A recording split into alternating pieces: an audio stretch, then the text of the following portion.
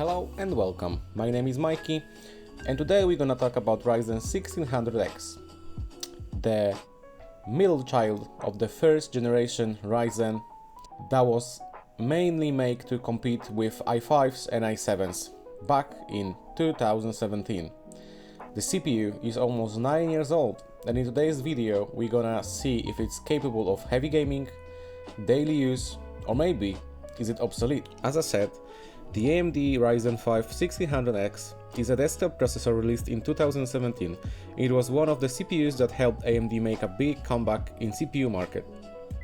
It features 6 cores and 12 threads, making it a great for multitasking, streaming and content creating. At least it was 9 years ago. This CPU is fully unlocked, meaning it can be overclocked. Many users were able to reach close to 4 GHz on all cores, but not me. Unfortunately, our CPU is staying on 3.8 GHz, but that's okay. That's what we have today, and that's what we're gonna test. Today's setup is equipped with 16 GB, 266 MHz DDR4 RAM, as well as with 16 GB version of RX 1960 XT. I think it's a little bit of overkill, but this is what we need to check if the CPU is bottlenecking this system. And I'm gonna tell you right now, it is. It's quite big. But let's go and see how good can it be in 2026. The first game of today is Battlefield 6. A brand new title that's basically a couple months old, and this CPU can actually handle it. We can see around 55 FPS. I'm gonna tell you, not gonna lie, this is not the most responsive gameplay I ever had, but you can easily play with it. We are running on the ultra settings, everything is maxed out, but we are running 1080p. And I can tell you only one thing, this CPU is barely enough for this game. As you can see, we are constantly running around a 99% of CPU usage. And you know, FPS is dropping sometimes, but we are not even in the minimum requirements for this game. The minimum requirements are actually 2nd gen Ryzen 7 2700X. So if you ask me, this is pretty impressive for the 9-year-old CPU to run a brand new Battlefield game. I was trying to play with the settings, but there is no difference between lower and higher ones. FSR is actually breaking the game, so you feel like you're running in a, I don't know, mud or maybe jelly, you know, a lot of rubber banding and stuff, so no FSR this time, but still pretty decent for this little fellow.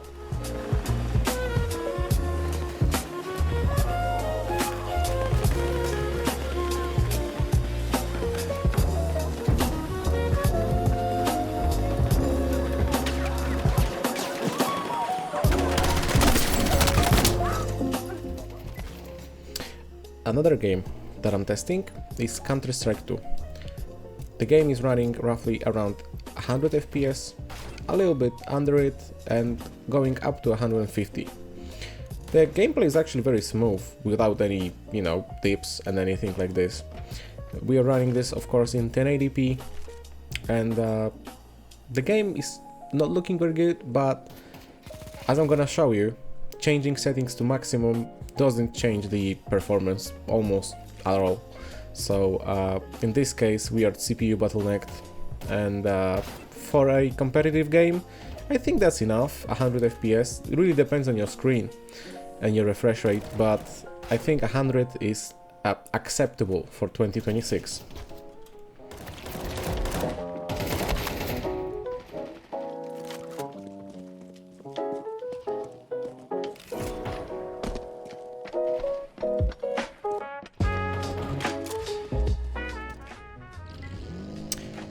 Another game, this time it's BeamNG Drive, one of my favorite games.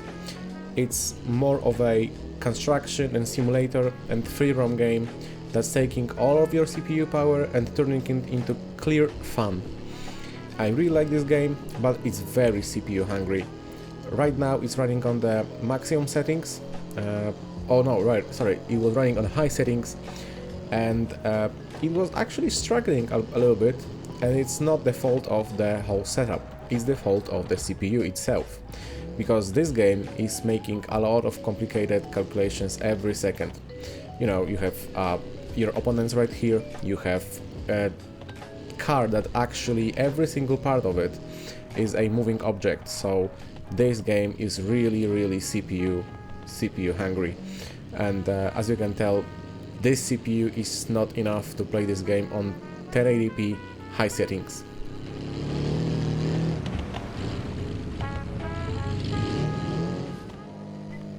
I was actually wondering if this CPU is not enough to play this game in 60 FPS. And no, after going through all the settings and turning them all the way down, so we are playing on low settings 1080p, we still cannot get 60 FPS. As you can clearly see, we got a nice boost of 10 FPS, but still not enough to comfortably play this title. Maybe if somebody got a decent one that can actually turbo to 4 GHz, maybe then, or maybe, I don't know, faster RAM. I don't really know, but this is not enough to play this game comfortable at 60 FPS.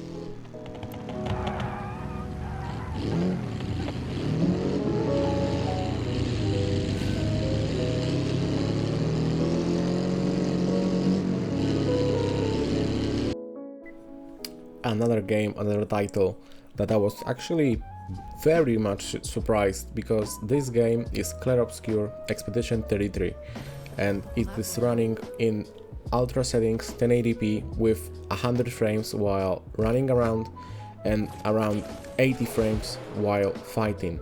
I was surprised in a good way, because I didn't expect that, you know, this game is not this, maybe it's half year old, I don't even know, but this is basically a new title and this game is running, you know, fantastic. It's looking great, game is running excellent, looking excellent, and what can I tell?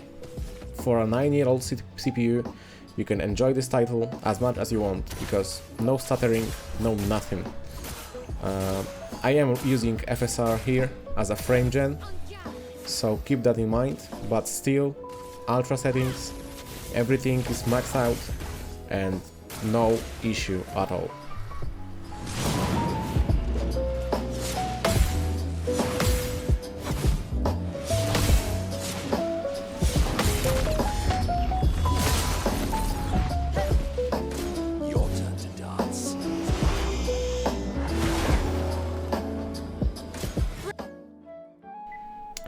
Another one of my favorites, Rust. This time, this game is very intensive for both CPU, RAM, GPU.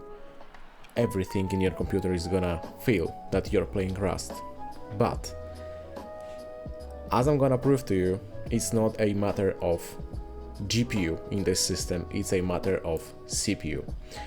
We are running around 40-ish FPS, and this server was actually quite busy, almost 200 players on it in this moment as I was playing, but still we are seeing around 40 FPS on max settings, and yeah, I mean, it is playable, but this game is too competitive for 40 FPS.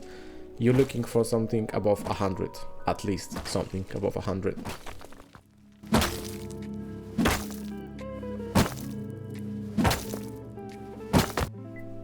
Here I changed the settings to the lowest ones, and I mean not actual lowest, just lowest as a setting, and it is running better, but I'm farther from people as well, so I would call it a, you know, it's not really a good CPU for this game.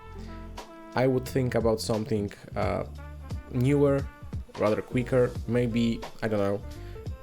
We're gonna test the AM4 platform and see which CPU is gonna be able to, you know, deliver us the nicest feeling of playing this game probably. But as you can see, we're running around 60 FPS when we get closer to buildings. So for this time, I will say do not play Rust on a Ryzen 1600X.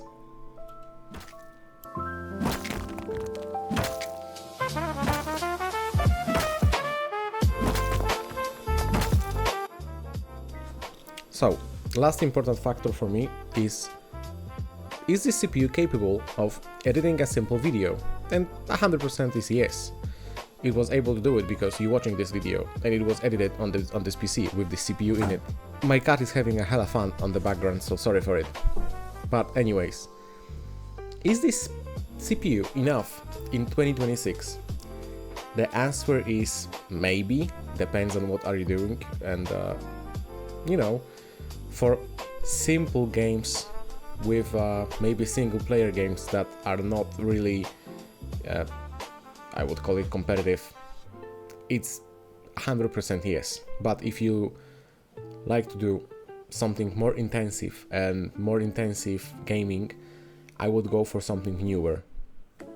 I'm gonna actually watch and see what's happening on the market, because I'm looking for an AM4 CPU that's gonna be capable of giving me this, 2026 experience. How it's gonna turn out? I don't know, but we will see. This is it for today's video, and thank you very much. See you in another one. Bye.